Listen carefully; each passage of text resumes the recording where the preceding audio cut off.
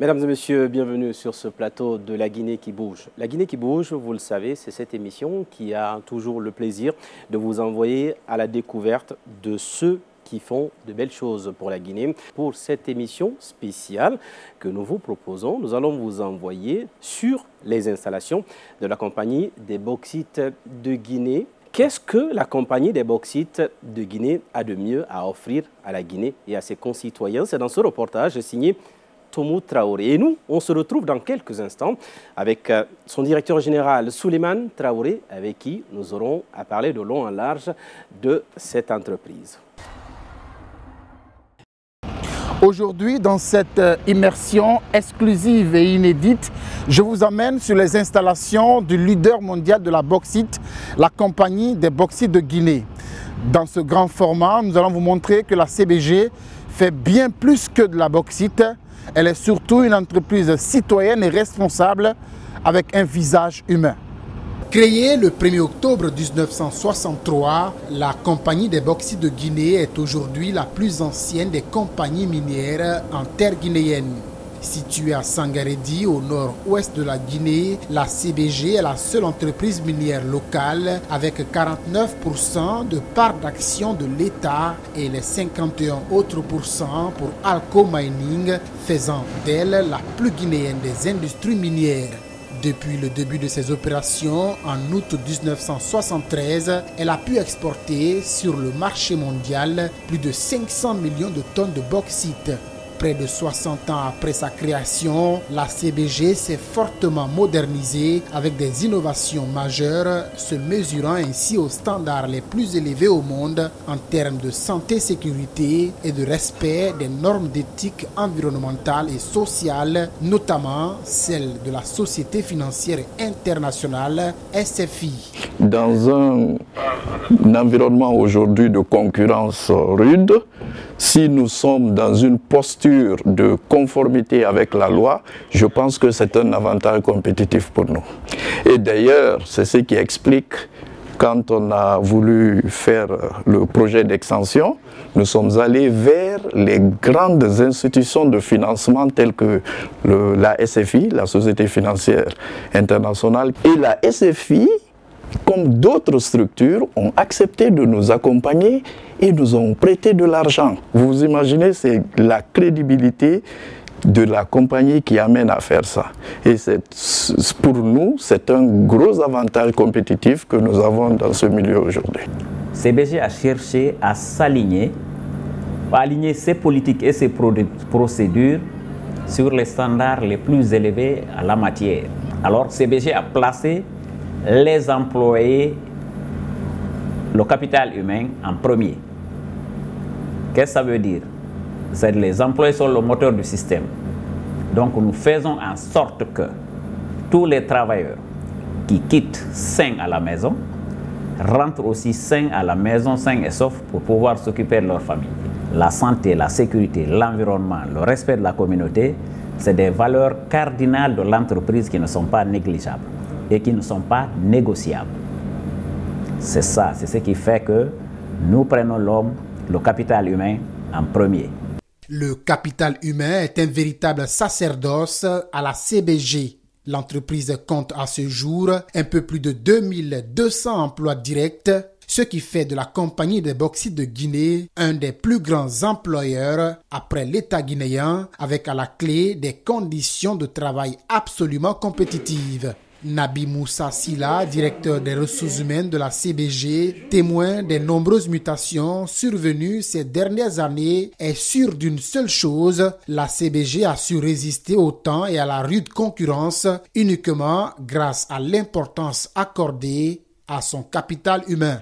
Aujourd'hui, nous employons plus de 2400 employés en charge directe et indirectement plus de 5500 employés. Si la CBG a maintenu sa performance, c'est grâce au développement de son capital humain. On dit bien sûr, comme vous venez de le dire, que la CBG fait plus que de la bauxite, c'est vrai. Ça se ressent. C'est aujourd'hui un atout social pour la Guinée. Il faut comprendre là qu'on développe les ressources guinéennes. C'est une entreprise aujourd'hui de ce niveau qui a plus de 99% de sa main-d'œuvre qui est guinéenne. 99%. On n'a que 22 expatriés dans notre entreprise aujourd'hui. Toutes les fonctions essentielles qui sont occupées aussi par ces expatriés, on a mis des gens à côté pour leur développement. On accorde beaucoup plus d'importance au capital humain, à la CBG. Ma direction s'occupe de la maintenance, de la rénovation des maisons de la cité de Kamsar. Nous nous occupons aussi de l'assainissement, du voyage et du transport des employés, des missionnaires, des expatriés et des ayants droit. L'hébergement, la restauration et les loisirs et sports aussi à côté. La démarcation ici est que CBG détient des logements décents pour nos employés. Nous accompagnons les soins de santé. Nous accompagnons aussi, en tout cas, tout ce qui peut concourir à pouvoir vraiment faire en sorte que les employés et leurs familles soient dans des conditions meilleures, différemment des autres sociétés minières. En termes de projets, la CBG a déjà investi plus de 62 millions de dollars américains ces dernières décennies dans des infrastructures et services sociaux de base. Tous les villages ou presque dans la zone de concession de l'entreprise CBG, comme ici à l'école primaire Minel, située à Sangaredi, en ont bénéficié. L'école élémentaire de Minel, Sangaredi, a été construite par la CBG, la société CBG, en 1995. Les élèves partaient jusqu'à des kilomètres pour aller étudier. Ce n'était pas facile pour les parents et même pour les enfants. C'est une bonne chose parce qu'ils ont leurs yeux sur nous. Chaque fois, ils nous viennent en appoint. Regardez de 3 salles de classe, maintenant là nous sommes à 9 salles de classe et puis pour la sécurisation des élèves, leurs cours, c'est une bonne chose. Nous sommes à Sangaredi, la ville la plus réputée être la plus propre de la République de Guinée. La compagnie des bauxites de Guinée intervient ici dans plusieurs domaines communautaires. Une société privée de la place s'occupe justement de l'assainissement de plusieurs infrastructures sociales de base. Et c'est dans ce contexte que nous sommes rendus dans ce stade ici de Rémois pour constater l'effectivité de ce que fait la CBG sur le terrain. Pour nous y introduire, c'est l'équipe de Boubacar Ba chargée de la gestion de l'insalubrité de la ville de Sangaredi et qui bénéficie d'un appui de la CBG qui nous accueille. Nous disons merci à la CBG. Si ce n'était pas grâce à la CBG, Sangaredi n'allait pas être aussi propre qu'aujourd'hui. Aujourd'hui, nous avons 48 agents sur le terrain, payés par la CBG. Nous, on ne fait que gérer. Les équipements logistiques, c'est la CBG. Le carburant, c'est la CBG. Le reste, nous faisons la gestion sur le terrain. Aujourd'hui, c'est le stade qui était en nécessité. Il fallait envoyer une équipe ici pour défricher. La CBG intervient aussi dans le domaine du maraîchage et même la riziculture. À quelques kilomètres du centre-ville, nous voici sur le site de Silidara. Un site de 2 hectares réaménagé et un magasin de stockage grâce à l'appui de la compagnie des bauxites de Guinée. Un appui devenu bénéfique pour plusieurs groupements, comme c'est le cas de celui dirigé par Babou Bakar. Il y a de cela 3 ans qu'on a eu la chance d'être retenu. Et dans ces 3 ans-là, la CBG nous a accompagnés à travers leur partenariat avec Sissi Guinée. Avant l'arrivée de la CBG, on n'avait pas même un demi-hectare. Mais lorsque la CBG est venue avec Sissi Guinée, on a pu agrandir les demi-hectares en 2 hectares. Et la clôture a été réalisée, des infrastructures comme le magasin, des équipements pour l'arrosage, des motopompes, depuis ont été réalisés. Ça nous a permis d'augmenter la surface culturelle. Pour respecter sa vision de politique communautaire saine, la CBG a confié ce département à Asmaou et Boubacar Ba afin de promouvoir et développer les relations entre l'industrie minière et les communautés environnantes. Le département des relations communautaires assure la liaison entre les communautés locales et la compagnie CBG. Tout ce qui va vers la communauté, de la CBG vers la communauté, passe par le département des relations communautaires et vice-versa. Plus qu'une réussite, aujourd'hui nous travaillons dans un environnement sain, Nous travaillons dans un environnement convivial avec les communautés paisibles et nos opérations se déroulent normalement dans la sécurité. La CBG pense au bien-être de ses employés mais aussi au bien-être de ses communautés. C'est ce qui fait qu'on a mis en place un programme qui nous a permis d'investir près de 60 millions de dollars ces dernières décennies. Et plus récemment, on a mis en place un programme de 2,5 millions de dollars qui nous a permis de réaliser plusieurs programmes. Donc ce programme-là, il est annuel. Donc c'est un financement qu'on fait par an. Et dans ça, il y a 3 axes d'intervention. Il y a les infrastructures et les services sociaux de base. Il y a également les activités génératrices de revenus à travers le développement des AGR. Et à côté, il y a l'entrepreneuriat local. Et pour traduire sa position de leader mondial dans l'industrie de la bauxite, la compagnie des bauxites de Guinée travaille également à se donner un visage humain et écologique. Son intervention dans le domaine de l'environnement et de la biodiversité lui a permis de reboiser à date au moins 2000 hectares dans les plateaux miniers de Sangaredi, avec bien sûr les communautés riveraines et aussi le REB, entendez le réseau environnement bauxite. À la CBG, il y a certes la communauté, la santé, sécurité, le capital humain qui sont entre autres valeurs de la compagnie. Mais contrairement aux autres compagnies minières, la CBG fait aussi de la question de l'écologie l'une de ses priorités. Nous nous trouvons à présent sur le site de Bitikoum, un site de 150 hectares qui a été justement entièrement reboisé par la compagnie des bauxites de Guinée, comme pour dire qu'à la CBG, on fait plus que de la bauxite. Nous sommes sur le site de Bidikoum d'El Fabro. Ça a été effectivement reboisé depuis 2000. Donc c'est le moment et le lieu de rendre hommage à notre défunt Elhadj Abouchouma. C'est son œuvre qui est là comme ça. Ici, il y a plus de 5 blocs qui ont été reboisés en 2020. Donc la totalité, ça fait 150 hectares. Si on ne vous dit pas que ça a été reboisé, vous allez dire que c'est naturel. Et pourtant, ce n'est pas naturel, c'est l'une des œuvres de la CBG en matière de reboisement. Du début jusqu'à la fin, les communautés riveraines sont impliquées, de la pépinière jusqu'à la plantation. Parce que la CBG a 3 grands sites de pépinières de production et ces pépinières, la production est assurée par les communautés. Ils sont formés, ils sont certifiés, attestés. Et à date, on a plus de 300 000 arbres plantés par la CBG. Le réseau environnement bauxite fonctionne sous l'égide de la Chambre des mines de Guinée. Il faut noter aussi son caractère collaboratif.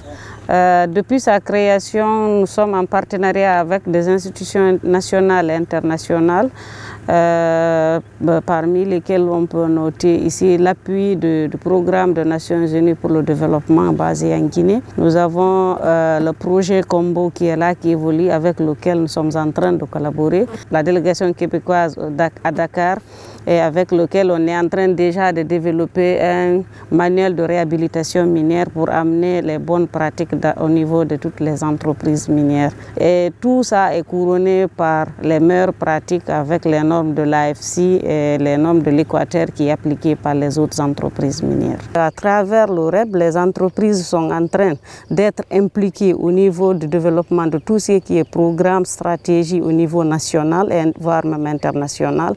Donc moi, je peux vous dire que c'est des paris que nous sommes en train de gagner maintenant. Le pari d'une entreprise minière avec un visage humain et un impact fort sur l'économie du pays, oui, puisqu'à date, la CBG en termes de chiffres concrets, c'est plus de 5,2 milliards de dollars américains d'apport aux revenus de l'État depuis sa création, 16 millions de tonnes de bauxite de qualité supérieure exportées chaque année, 2400 employés directs avec au moins 700 entreprises en sous-traitance. Quant au marché attribué à des entreprises guinéennes, la CBG met encore la barre un peu plus haute avec une bagatelle d'environ 114 millions de dollars américains. Pour les années à venir, la compagnie des bauxites de Guinée nourrit d'autres ambitions. Elle envisage dans ses perspectives relancer les projets de construction de raffineries d'alumine. Un véritable défi auquel il faudra mieux se préparer et réunir toutes les conditions nécessaires pour y arriver. Et voilà, mesdames et messieurs, encore une fois, bienvenue sur ce plateau de la Guinée qui bouge. Vous l'avez vu, en immersion exclusive et inédite dans ce reportage de Tomo Traoré. L'entreprise, la compagnie des bauxites de Guinée a de mieux à offrir. Et on l'a vu, c'est une compagnie qui a un visage humain. Comment cela se passe sur le terrain? On en parle avec M. Souleymane Traoré. Vous êtes le directeur général de la compagnie des bauxites de Guinée. Encore une fois, merci d'avoir accepté notre invitation. Je vous en prie. Souleymane Traoré, vous êtes le directeur de la CBG. Nos téléspectateurs vous ont certainement vu sur les images, mais aussi dans les installations de la compagnie des bauxites de Guinée. Mais on a envie de savoir un peu plus. Tout d'abord, je vous remercie, vous et vos équipes, de m'avoir invité dans cette émission. Pour parler de moi, en général, c'est un peu difficile pour moi. Je n'ai pas l'habitude de parler de moi. On l'imagine. Mais bon, je vais essayer. Effectivement, comme vous le dites, je suis Souleymane Traoré. Je suis directeur général de la compagnie des bauxites de Guinée depuis janvier 2017. Avant de rejoindre la compagnie des bauxites de Guinée, donc la CBG, j'ai fait la plupart de ma carrière dans l'industrie pétrolière. Donc, à ma sortie, à la fin de mes études, j'ai commencé ma carrière comme auditeur chez Ernst & Young en Guinée. Après, j'ai travaillé 4 ans chez ExxonMobil et 10 ans chez Total. Chez ExxonMobil, j'étais directeur financier de la filiale en Guinée, donc Mobil Oil Guinée. Et puis après, j'ai été également, pendant cette même période, directeur délégué, directeur pays pour ExxonMobil. Après 3 ans dans ces fonctions-là, j'ai rejoint la direction audit groupe Afrique et Moyen-Orient de ExxonMobil où j'ai travaillé pendant 1 an. Ensuite, la filiale a été rachetée par Total Guinée, donc je suis revenu pour m'occuper de la fusion. À la suite de la fusion, j'ai été nommé directeur administratif et financier de la nouvelle entité fusionnée, poste que j'ai occupé pendant 2 ans, donc de 2006 à 2008. Ensuite, j'ai eu une affectation au siège du groupe Total à Paris, où j'ai occupé les fonctions d'auditeur senior au sein de la direction Audit Group au siège à la Défense à Paris. On sent que vous êtes quelqu'un qui est pétri de talent et d'expérience. Modestement, oui, je pense que j'ai une certaine expérience dans le domaine de l'audit, des finances et de la gestion. Donc, en 2011, j'ai décidé volontairement de ne pas continuer l'expatriation. J'ai décidé de rentrer en Guinée et j'ai occupé de 2011 à 2015, je suis revenu dans ma filiale d'origine, à savoir Total Guinée, où j'ai occupé le poste de directeur général adjoint chargé des activités commerciales et des relations avec le gouvernement. Après 4 ans dans cette fonction-là, j'ai bénéficié d'une mutation en Sierra Leone en tant que directeur général de la filiale Total Sierra Leone et représentant pays. Donc, c'est à partir de la Sierra Leone, après 18 mois, que j'ai rejoint la CBG suite à un appel à candidature. Donc, voilà modestement mon petit parcours. Un parcours qui est brillant, il faut l'avouer. On s'est rencontrés il y a disons, quelques mois sur l'événement le GIF. Et d'ailleurs, la compagnie des bauxites de Guinée avait accompagné donc la Guinée pour ce rendez-vous important. C'était du côté de Dubaï lors de l'expo Dubaï 2020. Aujourd'hui, parlons donc d'économie verte et de pratiques écologiques. La question que j'aimerais vous poser, celle de savoir en quoi l'aluminium aujourd'hui est si stratégique pour la transition énergétique. Effectivement, pour commencer, j'aimerais dire effectivement que la CBG, nous sommes dans le secteur de la chaîne de valeur de l'aluminium, mais en particulier la bauxite, depuis presque un demi-siècle. Donc effectivement, on a derrière nous un demi-siècle d'excellence opérationnelle. Mais avant de vous répondre à votre question, vous allez me permettre, pour vos téléspectateurs, l'aluminium, la bauxite est le minerai de base qui sert à la fabrication de l'alumine. Mais la chaîne de valeur est composée de la bauxite, l'alumine et l'aluminium. Il faut 4 tonnes de bauxite pour faire 2 tonnes de l'alumine. Et 2 tonnes de l'alumine, on obtient 1 tonne d'aluminium. Donc l'aluminium est le produit fini. C'est tout un processus. Effectivement, à la suite de tout un processus qu'on appelle de raffinage et d'électrolyse, on obtient l'aluminium. Donc l'aluminium, aujourd'hui, est le second métal le plus utilisé dans le monde après le fer. Il est estimé que 35% des objets, des outils du quotidien, de notre quotidien, contiennent de l'aluminium. L'aluminium est un produit de première importance. Il est utilisé dans toutes les industries. Oui. J'étais en train de regarder quand je rencontrais la porte d'entrée. Oui. C'est un porte en aluminium. C'est beaucoup d'aluminium. Exactement. Nos installations donc, sur ce plateau. L'aluminium est utilisé dans l'industrie de la construction, l'industrie aéronautique, oui.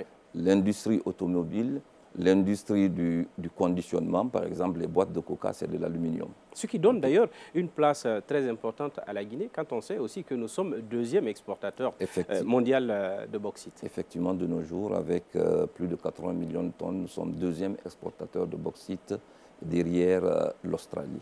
Donc, pour revenir sur le pourquoi, comme vous le disiez, vous le demandiez, pourquoi l'aluminium est importante dans la transition énergétique. Oui. C'est lié aux qualités, aux caractéristiques de l'aluminium. La première chose, la plus importante, c'est que l'aluminium est un produit 100% recyclable.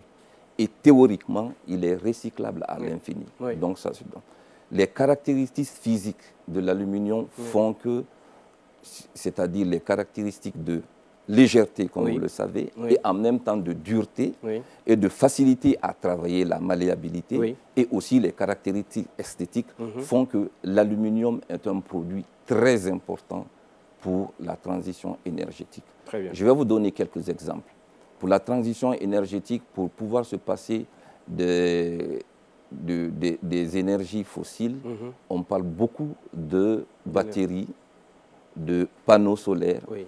Je vous dis que l'aluminium, exactement, l'aluminium est utilisé dans les batteries à lithium, utilisé dans les éoliennes, utilisé également dans les panneaux photovoltaïques. Donc ça, c'est quelques exemples concrets qui montrent l'importance de l'aluminium. Un autre exemple aussi, nous avons tous entendu parler du fameux Dreamliner, c'est-à-dire le Boeing 787, dont l'efficacité énergétique permet de contribuer à l'atténuation de l'impact des gaz à effet de serre. Ouais. Ça, c'est grâce aux alliages de l'aluminium qu'on a pu alléger et pu obtenir cette efficacité en matière de consommation de carburant pour ce type d'avion. Donc voilà globalement quelques exemples qui situent l'importance de l'aluminium dans la transition énergétique. Vous dites cela et on vous suit très bien. On comprend combien de fois cette chaîne que vous avez eu à décrire, qui part de la bauxite à l'aluminium, l'alumine, puis l'aluminium, on comprend qu'il y a des impératifs dans le travail. Nous avons été sur vos installations et on a compris combien de fois ce travail, il est pénible. Mais l'autre effort que vous faites et qu'on aimerait que vous nous expliquiez aujourd'hui, c'est comment vous faites pour atténuer ce travail difficile de vos employés sur le terrain. Quel est le secret? Alors, on ne va pas livrer les secrets, mais alors quelle est la méthode de la CBG pour rendre ce travail-là moins pénible? Alors, vous étiez en train de dire tantôt qu'on est le deuxième producteur mondial, effectivement. Oui. Aujourd'hui, le pays produit plus de 80 millions de tonnes, comme on le dit. Le plus important pour nous, vous avez utilisé aussi le terme d'exploitation. Oui. Nous, on parlera plutôt de mise en valeur. D'accord. Okay? Parce que pourquoi le terme mise en valeur est important? Oui. Aujourd'hui, il est estimé que la Guinée, notre pays, détient un quart des réserves mondiales de bauxite. Oui. Mais si cette bauxite-là n'est pas mise en valeur pour qu'elle profite à toutes les parties prenantes, ça reste juste de la latérite rouge qui n'a aucune importance. Et si je comprends bien, c'est-à-dire que pour vous, il y aurait une différence entre l'exploitation et la mise en valeur. Certainement. Et la CBG s'inscrit dans l'optique de la mise en valeur. Exactement. Comment? Alors, pourquoi on dit que la CBG s'inscrit dans la mise en valeur? Allons-y à l'origine de la création de la CBG. Allez-y.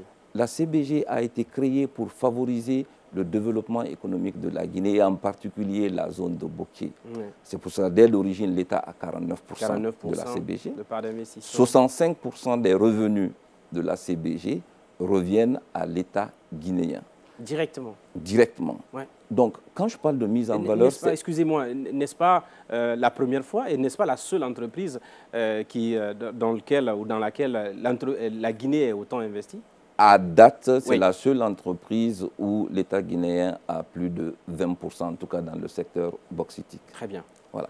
Donc, la mise en valeur, l'objectif de la mise en valeur, c'est faire en sorte, comme je le disais, que toutes les parties prenantes bénéficient de cette mise en valeur. L'État, les communautés. Je vous donne un exemple. Je parlais de l'État tantôt. Oui. 65% des revenus. Depuis le début de nos opérations en 1973, oui, la CBG a contribué directement aux revenus de l'État pour plus de 5,3 milliards de dollars. Très bien. Ça, c'est pour l'État. Oui. En plus, pour les communautés, parce que les communautés ne doivent pas rester à la marge. Je parle de mise en valeur, de partage de cette création de valeur, de richesse, de cette création de valeur. Oui. Pour les communautés, depuis les années 80, nous avons investi plus de 62 millions de dollars. Je ne sais pas, vous me disiez que vos équipes, vous avez fait le tour. Oui. J'espère que vous avez eu l'opportunité de rencontrer... On n'a pas pu faire tout le tour, voilà, mais on a vu au moins l'essentiel. Au moins, j'espère que vous avez eu l'opportunité de rencontrer certaines communautés. Oui. Il n'y a pas une communauté autour de nos opérations aujourd'hui. Dans les 10 CRD qui sont autour de nos opérations, vous n'allez pas voir des communautés qui ne bénéficient pas, oui, où vous n'avez pas soit une école construite par la CBG, soit un centre de santé, soit les points d'eau, les forages, les routes pour désenclaver les villages. On a vu des femmes fumeuses de poissons également qui sont accompagnées par la CBG, des agriculteurs qui sont également accompagnés par la compagnie des bauxites de Guinée. Il y a l'électricité, je me fais votre avocat, mais permettez-moi de le dire, puisque j'ai été sur le terrain et j'ai vu ce que je suis en train de dire. En termes d'électricité, aujourd'hui à Kamsar, la CBG est le premier pourvoyeur d'énergie. Tout à fait, ça c'est un exemple parmi tant d'autres. Donc, pour revenir à ça, ce qui est important, comme je dis, c'est cette mise en valeur et cette création de richesse. Mais ce qui est plus important que ça, c'est la façon de faire cette création, cette mise en valeur. Parce que, comme vous le savez, l'activité minière, c'est quand même une perturbation de la nature. Absolument. Donc, il est important de mettre en œuvre des standards, des normes, des procédures, des approches, des façons de faire, de telle sorte que les opérations aient le moins d'impact possible sur les communautés. Ça, je viens de donner quelques exemples, surtout sur l'environnement et la biodiversité. Par exemple, nous, aujourd'hui, plus de 90% des surfaces qui ont été minées par la CBG à date ont été réhabilitées. Et la plupart du temps, cette réhabilitation est faite en parfaite harmonie avec les communautés qui entretiennent des pépinières, et c'est les pépinières-là qui servent à replanter et reboiser les surfaces qu'on a mises en valeur, ou bien ce que vous appelez exploiter. Oui. On parlait du capital humain, et encore une fois, selon nos constats sur le terrain, voilà un autre élément que vous mettez beaucoup en avant. Le capital humain, à la fois on parle de vos travailleurs, et là vous avez parlé à l'occurrence des communautés qui sont autour de la CBG. Qu'est-ce qui fait la particularité? Et ça, je dis cela parce que nous avons vu également les travaux d'extension que la CBG a eu à entreprendre, des travaux de modernisation et d'innovation dans le cadre de l'exploitation, on va dire, de la mise en valeur, comme vous l'avez dit. À ce niveau, qu'est-ce qu'elle a été votre approche? Vous avez parlé du capital humain, mais pourquoi? Pourquoi vous préoccupez du capital humain et pourquoi pas les autres? Alors, nous avons la conviction que la différence se fait sur le capital humain. Je vais vous expliquer pourquoi. Allez-y. Pendant longtemps, nous étions tout seuls, comme vous le savez, dans la zone de Boké. Il y a d'autres entreprises qui se sont installées. Après, on en parlera, absolument, on en parlera tout à l'heure, au fil de l'émission. Donc dans la zone de Bokyo, nous produisions la même qualité de bauxite, la même matière, presque la même qualité, les mêmes teneurs, premièrement. Donc la différence se fera sur la qualité des ressources humaines, parce que c'est les ressources humaines qui vont mettre en œuvre la vision de la compagnie et les stratégies de la compagnie. Excusez-moi, est-ce que vous êtes en train de nous dire qu'il y a des travailleurs qui préfèrent travailler, excusez-moi de la répétition, des employés qui préfèrent travailler avec la CBG plus que d'autres entreprises? Ah oui, mais certainement. Expliquez-nous. Les travailleurs préfèrent travailler pour la CBG, pour la façon dont nos employés sont traités. Aujourd'hui, nous employons directement 2300 employés à la CBG. Les 2300 employés sont logés et la majorité est logée et le peu qui n'est pas logé bénéficie d'une indemnité de logement. Ça, c'est très important. Ils bénéficient d'une couverture médicale à 100% tous nos employés. Je vais vous raconter une petite anecdote, M. Silla. Il y a 3 ans, on voulait renouveler parce qu'on a eu beaucoup de départs à la retraite. Et vous savez que notre compagnie, 99% de l'effectif est local guinéen, y compris moi-même en tant que directeur général. Le premier responsable de la compagnie. Exactement, plus de 80% du comité de direction est local. Donc, en termes de contenu local pour des questions d'emploi, nous sommes vraiment en avance. Donc, on a voulu chercher des ingénieurs. Nous n'avons pas trouvé d'ingénieurs parce qu'on avait beaucoup. Et finalement, je me suis assis avec mes équipes. J'ai dit, mais bon, puisqu'on n'arrive pas à trouver d'ingénieurs confirmés, beaucoup de Guinéens qui sont à l'étranger, on n'arrive pas à les attirer. Mais effectivement, essayons de mettre en œuvre ce qui a toujours réussi à la CBG. Je leur ai dit, vous vous rapprochez de l'Institut l'Institut des mines et les écoles d'ingénieurs de l'Université Gamal Abdel Nasser. Vous allez demander à ce qu'on vous donne les 5 lauréats par discipline. Je veux parler ici de la faculté de génie civil, de la faculté électromécanique, électrotechnique, la faculté de mécanique. Dont vous en avez besoin. On a besoin. Vous leur demandez sur les 2 dernières années de vous donner les 5 lauréats. On a eu 30 candidats. On dit on va les prendre en stage. Et puis après, on va faire les évaluations à mi-parcours 6 mois après. Et puis 12 mois après, ceux qui sont bons, ceux qui se montreront à la hauteur, on va les garder. Ce qui m'est arrivé et qui m'a peiné, et un jour j'ai demandé de me faire le point, ils m'ont dit oui, mais sur les 28, il y en a 2 qui ne se sont pas présentés. Et les 2, ce sont des filles. Oh là là. Je dis, mais pourquoi ils ne sont pas présentés? Et puis on m'a dit, mais il y en a une, elle n'a pas où loger à Kamsar. La seconde, elle n'avait pas de transport pour rallier comme ça. Incroyable. J'étais vraiment peiné. Et comme vous devez vous en douter, moi je tiens à ce que les femmes soient encouragées dans les postes techniques. Et dans les postes, exactement, mises en avant dans les postes techniques et dans les postes de responsabilité. Donc j'ai demandé à ce que les 30 stagiaires soient logés dans les camps qu'on avait utilisés. Vous parliez de notre projet d'extension, où les expatriés qui étaient venus pour travailler et loger, on les a logés. On leur avait donné des frais de bouche, une prime de plus d'1 million par mois. Et je peux vous dire que le bénéfice qu'on a récolté, c'était incroyable. 6 mois avant, mes directeurs sont venus me dire, monsieur le DG, c'est la meilleure décision qu'on ait jamais prise dans cette compagnie depuis 30 ans. Donc, ça, c'est un exemple de ce que nous faisons en termes de capital humain. Donc, les 30 ingénieurs, à date, ont été embauchés, bénéficient d'un contrat, d'un CDI, les 30 ingénieurs. Donc, ce qui veut dire que les promotions, les 5 premiers des 2 promotions des facultés techniques de l'Université Gamal Abdel Nasser et de l'Institut des géomines de Bokeh sont embauchés chez nous. J'allais dire justement, il y a aussi, je sais que vous êtes allé un peu plus loin, puisque vous accompagnez également le laboratoire. On est allé voir les installations. C'est aussi un esprit d'innovation de la CBG pour aller plus loin. mieux que recevoir les stagiaires, vous allez à la base pour, encore une fois, qualifier les études de ces jeunes Guinéens qui sont dans ces universités. Effectivement, nous avons, à la suite de ça, signé des partenariats avec l'université Gamal Abdel Nasser, oui, les écoles professionnelles dont le CFP de Boké, l'école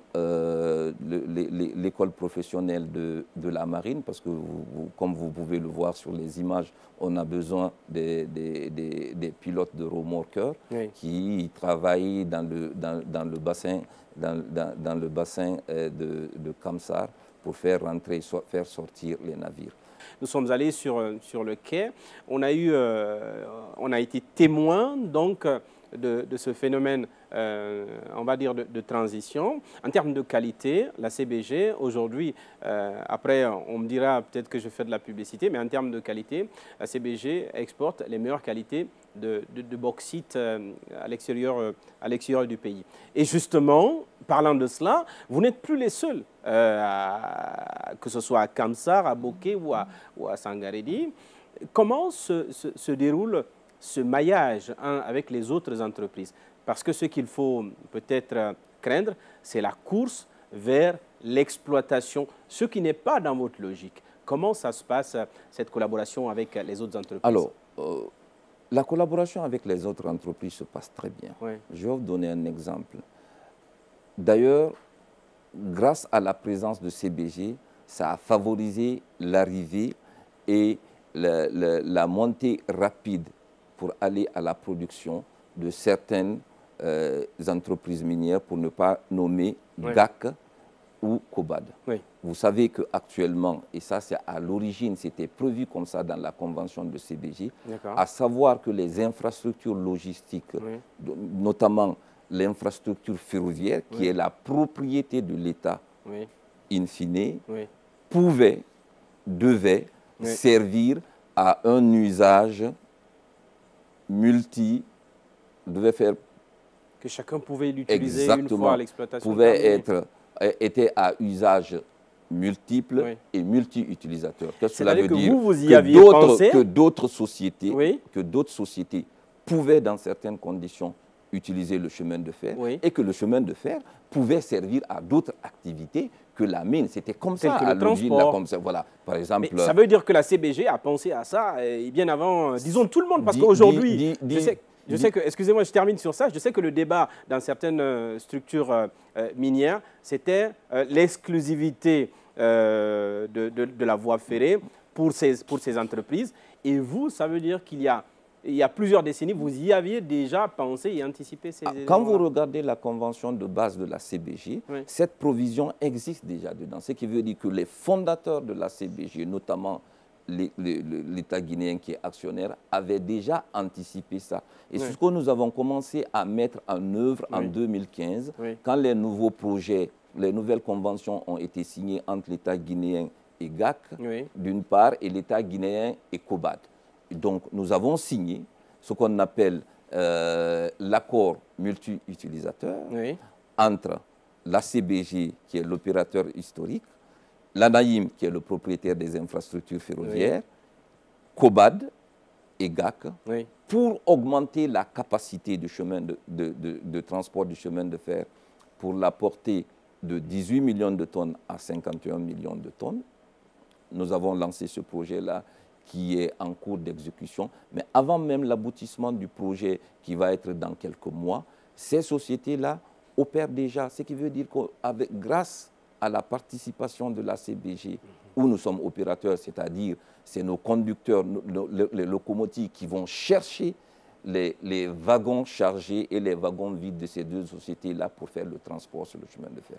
C'est pour dire que la CBG, nous sommes plutôt dans la dynamique et l'état d'esprit des pères fondateurs de la CBG, à savoir favoriser le développement économique de la Guinée et de la région de Boké. Nous ne les voyons pas en tant que concurrents. Oui. Ce qui est important pour nous, oui, comme on le dit, oui, c'est que nous travaillons ensemble à hisser les standards du secteur afin que l'impact des opérations minières soit minime sur l'environnement et les communautés. À présent, on va venir à cette déclaration du chef de l'État, du président de la transition, colonel Mamadi Doumbouya. Il vous a rencontré dès après sa prise du pouvoir et quelques mois après. Il a souhaité et il a demandé aux entreprises de pouvoir s'investir dans le domaine de la transformation de l'alumine sur place. Cela équivaut à des exigences sur le plan énergétique, on en a parlé en début d'émission. Est-ce que, selon vous, aujourd'hui, c'est une ambition qui est possible et réalisable?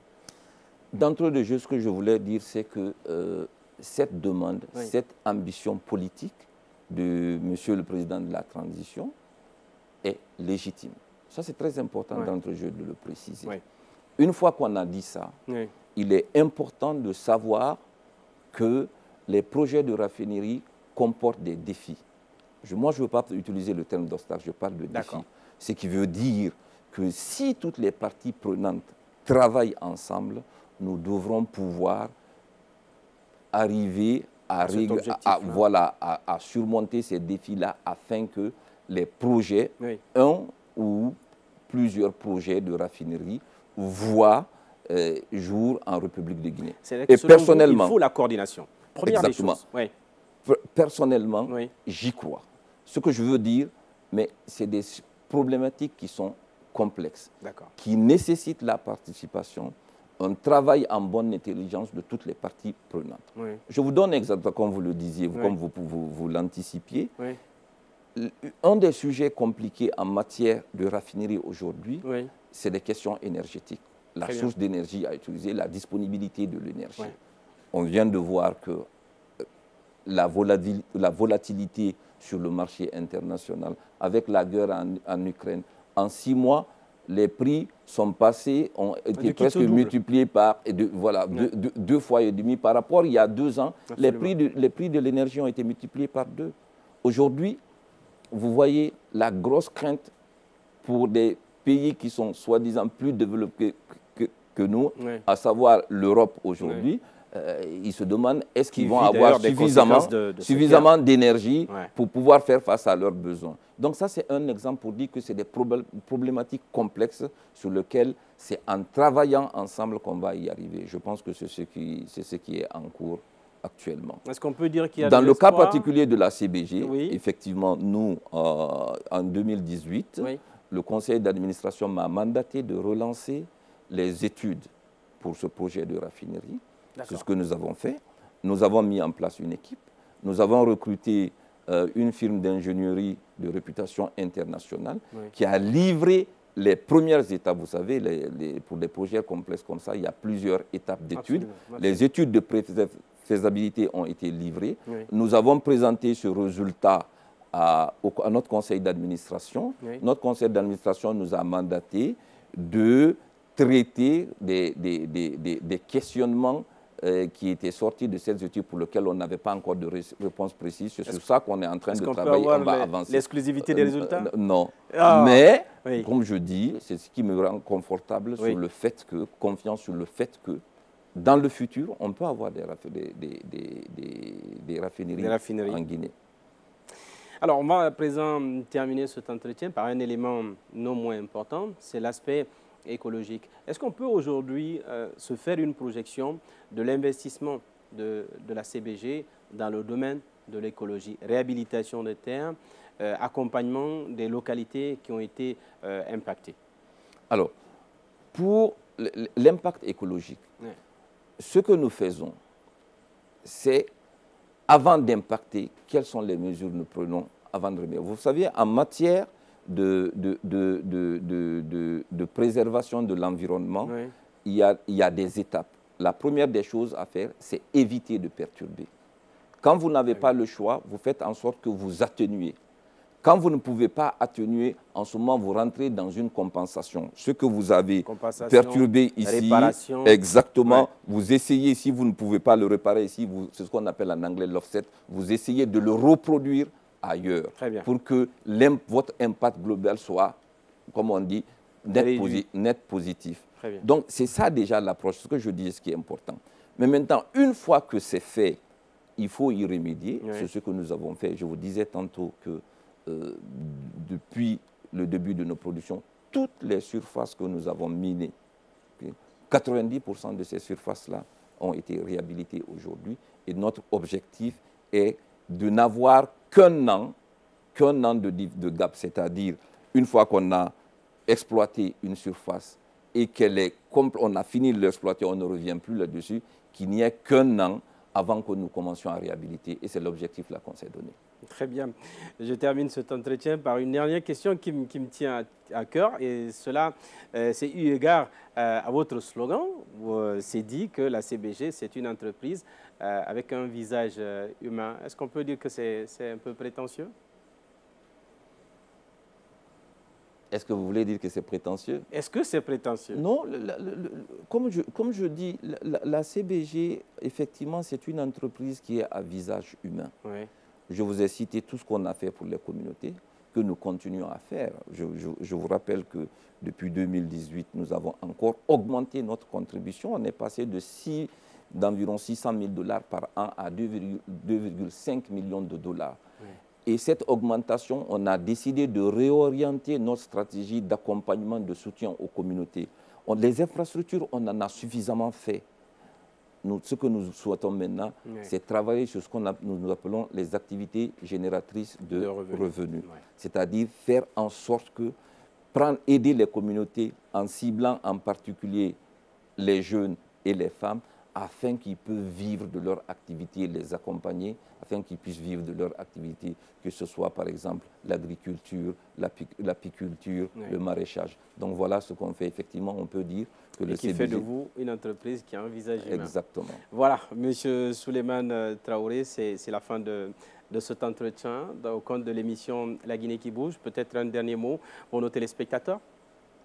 Alors, un dernier mot pour les téléspectateurs. Donc, c'était un plaisir pour moi d'être sur ce plateau. Oui. J'espère que j'ai pu faire découvrir la CBG à nos concitoyens. Oui. Comme j'ai l'habitude de dire, la CBG, c'est un patrimoine national que nous tous, nous avons le devoir de protéger, de consolider et de faire évoluer. Je vous remercie. Voilà.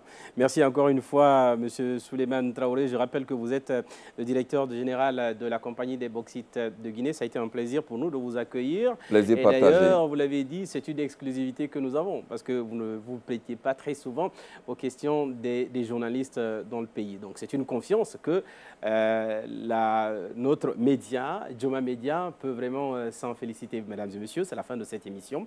Vous le savez, moi, je vous donne rendez-vous sur un autre plateau pour un autre numéro et pour une nouvelle découverte de ceux qui font bouger la Guinée. À très bientôt.